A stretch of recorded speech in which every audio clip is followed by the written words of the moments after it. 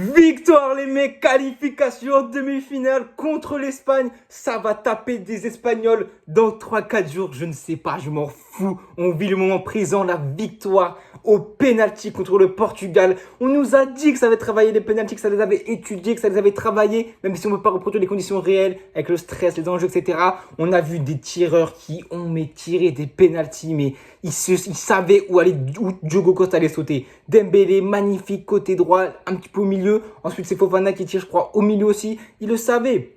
Ensuite, il me semble que c'est Jules Koundé qui t'envoie un parpaing splendide, magnifique. Lucarne gauche et Barcola qui porte ses couilles. Barcola, on va en parler, qui a aussi marqué son penalty. Et ensuite, Théo Hernandez qui en a mis des penaltys aussi décisifs avec l'AC Milan. Et là, il vient qualifier son pays sur un penalty. Et les gars, c'est magnifique, j'ai plus de voix, je suis tout en transpirant. La séance de penalty m'a mis en susu complet. Je suis triste pour Ronaldo, évidemment. D'ailleurs, la course de Ronaldo, je ne cesse de le dire, mais même si c'est dans l'IFAB, etc., là, j'ai l'impression que ça s'arrête 2-3 fois. Faut revoir cette règle. Il faut que les penalties soient un petit peu plus à l'avantage des gardiens. Eux, ils sont stricts, ils peuvent même plus bouger, ils peuvent même pas mettre un pied, bref. Les gars, on est en demi-finale contre une Espagne. Franchement, un match qui rappelle évidemment les gros moments. Zidane, Ribéry, tout ce qu'on sait, toute la rivalité tout simplement dans la pop culture et mondialement entre la France et l'Espagne. Et que ce soit la Kings League, que ce soit dans l'e-sport, que ce soit on parle de football, dans le football, la Nations League, les matchs. Ah putain, les gars, je suis trop content de cette qualification au penalty. La matière, on va parler du concret parce que c'était bien beau d'être arrivé au penalty, mais il faut parler du match en lui-même. Un match qui n'a pas forcément, encore une fois, ça a été une purge. Hein. Honnêtement, je suis français, les gars. Objectivement, je pense que ça a été une purge, pas pour moi, parce que évidemment, je suis français, donc je vis devant un match comme ça. Du coup, pour moi, c'est une purge, certes, effectivement, c'est une purge. Parce que là, dans ce match, côté français, tu ressors qui dans ce match? Tu ressors Camavinga, peut-être? Tu ressors Colomani à la moindre mesure peut-être, parce qu'il a fait des choses pas si mal. Tu retiens Dembélé, je pense aussi, sa rentrée était très très bonne, même s'il y a encore du déchet qui me casse la tête. J'ai gueulé parce que devant ma télé, ça m'a rendu fou. Tu vois, Kama, Dembélé, Colomani, Fofana, une bonne entrée. Barcola, il a trop peu joué pour se faire un vrai avis. La défense, Saliba, toujours pareil. Le patron, un des meilleurs défenseurs du monde. C'est vrai, franchement, défensivement, la 6 est toujours là. Et je me suis noté un petit truc, et les gens le savent, évidemment. On l'a vu à un moment donné contre la France-Belgique. Au moment du CSC de Vertonghen, il y avait un écran qui filmait les Portugais, tu vois. Et Pedro Neto, je crois que c'était Pedro Neto, il était dégoûté de voir la France passer. C'est normal, même si la France, offensivement, il y a du déchet, on n'arrive pas à créer du jeu, on n'arrive pas à la finition, on est des chokers, on est des croqueurs, tous les actifs sont possibles. Et ben on fait peur. Parce qu'on est imprévisible. On est une équipe chiante à jouer, solide défensivement quand il n'y a pas, et on l'a encore vu aujourd'hui, très complète, expérimentée, qui a tout subi en sélection, quasiment. Tous ces joueurs sont très expérimentés, ont subi quasiment le summum en 2018 et les bas-fonds en 2022, même si les bas-fonds c'est une finale de Coupe du Monde. Mais la tristesse et avoir mal d'avoir perdu au tir au but. Donc ils ont l'expérience. Et tu vois qu'on est capable de faire le dos rond et d'ensuite attaquer en contre et faire très mal. C'était notre principale force, ce qu'on n'a pas dit dans 7 euros, parce qu'offensivement, en contre, on n'est pas bon, on fait des mauvais choix, on n'arrive pas à cadrer, on est trop statique, il n'y a pas un joueur qui va faire un appel, c'est autour du porteur du ballon, il n'y a pas de solution. Donc les passes, on tente des transversales compliquées, on tente des ballons qui sont loupés derrière la défense, c'est compliqué à créer du jeu. Et heureusement qu'il y a les pénaltys, hein, j'ai envie de vous dire, même si Diego Costa, j'ai eu peur parce qu'on l'a vu évidemment contre la Slovénie, il me semble. Ouais, la Slovénie, où il en sort 3. Il n'était pas très bien tiré, certes, mais là, il s'était très très bien tiré. Les deux premiers, c'était vraiment, je pense qu'ils savaient où Diego Costa, ils ont vraiment lu où Diego Costa allait sauter. Et ça a payé tout simplement. Après, le tir de Koundé, le tir de Tonali, ils sont tous bien tirés. Je me rappelle même plus du jeu de Théo Hernandez, tellement j'étais comme un dingue, en euphorie complète, totale. C'est la fête tout simplement, les gars. Même si la manière n'y est pas, les Portugais, honnêtement, le match de Cristiano Ronaldo, c'est mon GOAT, évidemment, mais c'est plus possible. Cristiano Ronaldo en sélection, c'était malheureusement plus possible. Il veut faire la CDM là dans 2 ans. Il faut laisser la place à quelqu'un. La passation de pouvoir est faite. Je pense qu'il veut trop en faire. Et c'est beau pour le football, mais pour lui, c'est pas beau parce qu'il va se faire du mal, je pense. Parce que là, il a fait un match soporifique, catastrophique. Il a rien apporté. Et heureusement qu'il marque son penalty, qui est très mal tiré d'ailleurs. Mais sinon, Ronaldo, c'est compliqué. Et offensivement, tout simplement, globalement, le Portugal n'ont pas fait un bon Euro, j'ai trouvé. Hein. Que ce soit, ils ont Francesco Conceição au premier match, il marque à la dernière minute. Ok, t'as la victoire 3-0 contre la Turquie, mais contre une Turquie qui s'est sabordée tout seul en défense. T'as une défaite contre la Géorgie, mais si tu fais tourner, normalement, t'es en capacité d'imposer des problèmes, ne serait-ce qu'à la Géorgie. Tu arrives en penalty contre la Slovénie, un 0-0. Tu refais un 0-0 encore. Le Portugal et la France sont pareils. C'est des problèmes offensifs. Parce que Léao, par contre, il n'était pas bon depuis le début du tournoi. Il a fait un vrai match. Il a posé de réels problèmes à Jules Koundé. Et c'est ce qu'on a vu. Hein. Jules Koundé s'est fait passer quelques fois. Et là, il a un vrai défi. C'était pas deux coups. Et Léao a peut-être remporté le duel sur Koundé. Et encore, parce que Koundé l'a quand même bien contenu. Et au final, Léao n'a pas fait grand danger. Sauf à un moment donné où il peut décaler en retrait, etc. Où il y a des grosses frappes.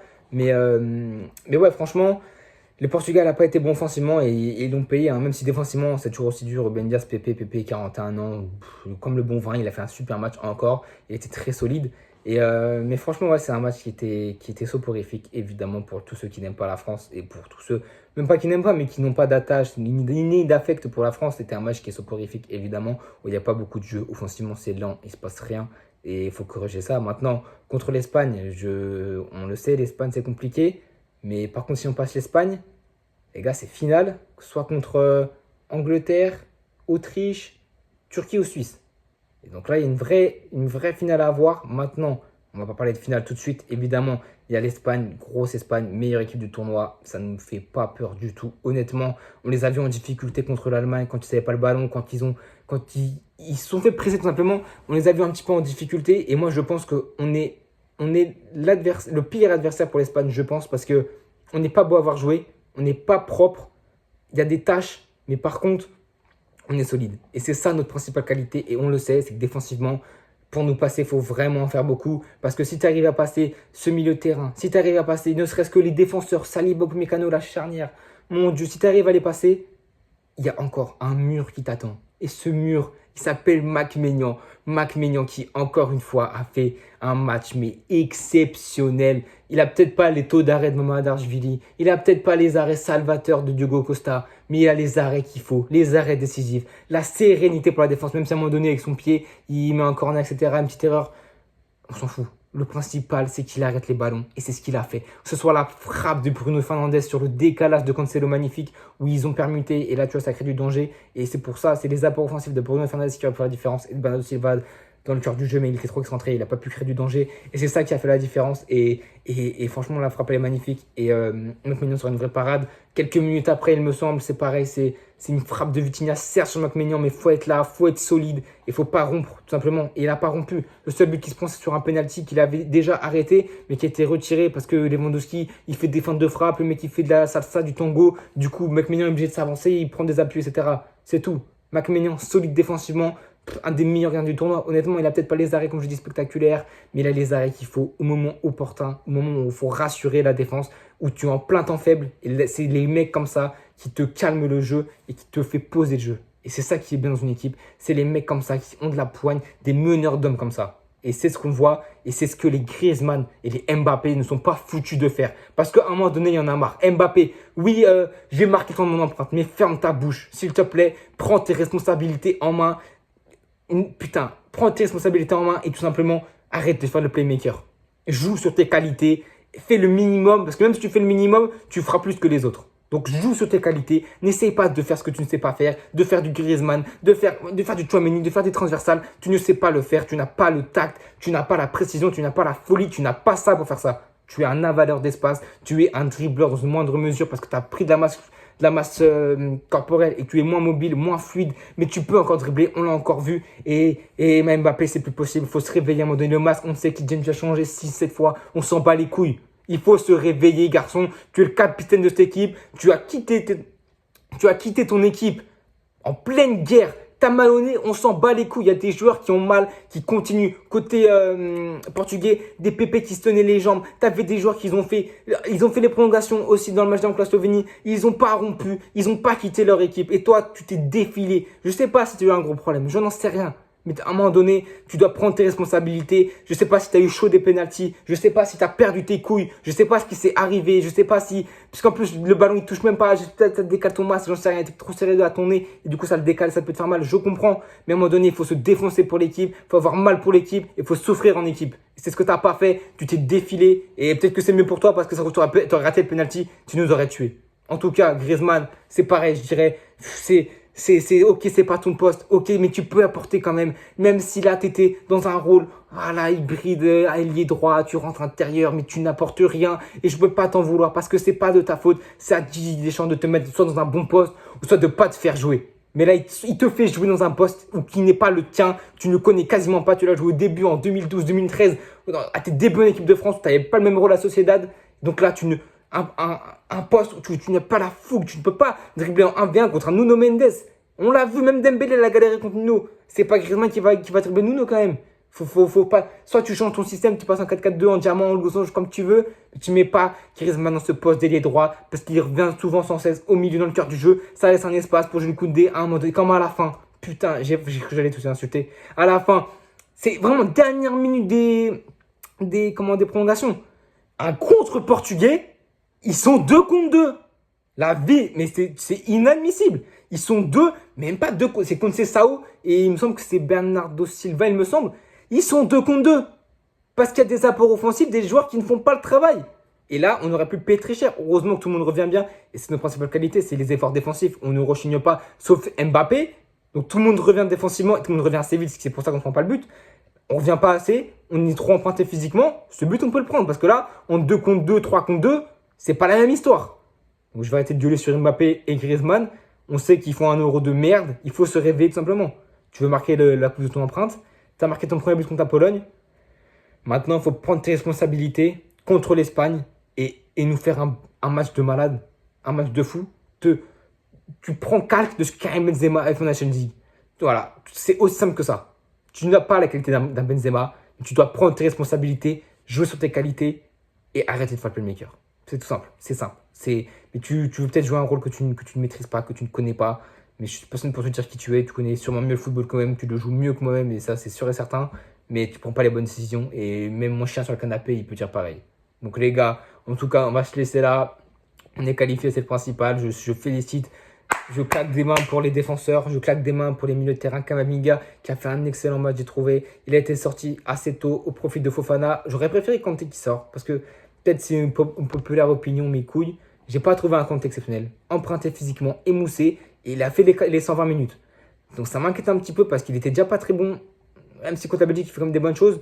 Et c'est même lui, je crois, qui fait la passe pour Upamecano, il me semble. Donc voilà, il a toujours un apport offensif à apporter. Mais là, je ne l'ai pas trouvé assez en jambes. Certes, il a toujours la qualité. Je dis pas qu'il a fait un match 0. Il a fait un match 5-6. Mais tu vois, si tu veux le faire rentrer quelqu'un, Fofana à la place de Kanté. Après, voilà, je dis ça, mais ça va changer toute l'histoire si tu fais ça. Donc, Didier Deschamps a fait des choix. C'est ses choix. Et c'est ses choix qui nous amènent en demi-finale. Donc, on peut le critiquer autant qu'on veut. Mais c'est un mec qui mène ses équipes là où il le veut et là où il faut, tout simplement. À part cet écart en 2021, il a toujours ramené ses équipes dans le top du top. Les gens le crachent dessus. Certes, il a des idées qu'on ne comprend pas forcément. Rentrer Barcola à la 115e, 110e, pourquoi pas avant. Marcus Thuram à la place de Barcola, à la place de Colomani. Pourquoi Marcus Thuram? Parce que tu n'as pas pris de vrai neuf, à part Giroud, mais que Giroud, tu veux pas le faire jouer. Le seul moment où tu veux le faire jouer, bah, tu peux pas parce que tu as mis trop de temps et du coup, bah, c'est pas de ta faute, mais c'est que du coup, le ballon il sort pas et du coup, bah, il peut pas rentrer. Et voilà, en tout cas, moi je soutiens l'équipe de France évidemment.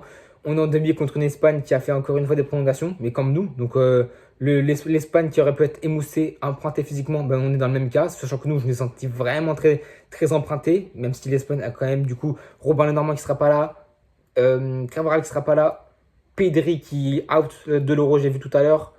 Et il me semble qu'il y a un autre et je sais même pas. Non, je crois que c'est tout. Et ça va être un énorme match, je pense. Encore un match où il va falloir être solide défensivement face à une équipe qui va être très dure offensivement, qui va te mettre le pied sur le ballon. Le Portugal, en fait, c'est ça. Pour moi, ça va être le même match contre l'Espagne. Le Portugal avait la maîtrise du ballon, mais que des passes en retrait, que des passes qui ne progressent pas, des passes avec la qualité que tu as, les meneurs de jeu que tu as. Bruno Bernardo joue avec ses qualités. Paulinho a fait un match extraordinaire et récupérateur de ballon. Franchement, il était très très fort. Un des seuls très bons avec Vitinha et Leao. Et Pepe évidemment de la charnière centrale. Nuno Mendes aussi. La défense a été globalement très très bonne. Et c'est pour ça que c'est arrivé au penalty. Du coup, c'est plus dans leurs mains, c'est à Diego Costa. Diego Costa n'a pas fait le travail, mais le travail à faire. Et les frappes que tu dois sortir, les gardiens, c'est toujours compliqué sur les penalties. Et on le sait très bien. Donc, les gars, moi, je vous laisse. Demain, débrief sûrement d'Angleterre contre la Suisse. Et peut-être de l'Autriche contre la Turquie. On verra si le match est dingue. En tout cas, les gars, allez les Bleus. On est tous ensemble. Honnêtement, les gars, je suis méga content. Mais il ne faut pas reposer sur les lauriers. Maintenant, on a sorti la Belgique. On a sorti le Portugal. On était sorti d'un groupe deuxième, certes, contre l'Autriche, qui du coup est éliminé. Les Pays-Bas, qui eux sont passés contre la Roumanie, qui vont affronter la Turquie. Donc les gars, là maintenant, le reste est entre notre main. Il y a cette demi-finale incroyable, historique, qu'il va falloir excellemment bien négocier. À bientôt tout le monde.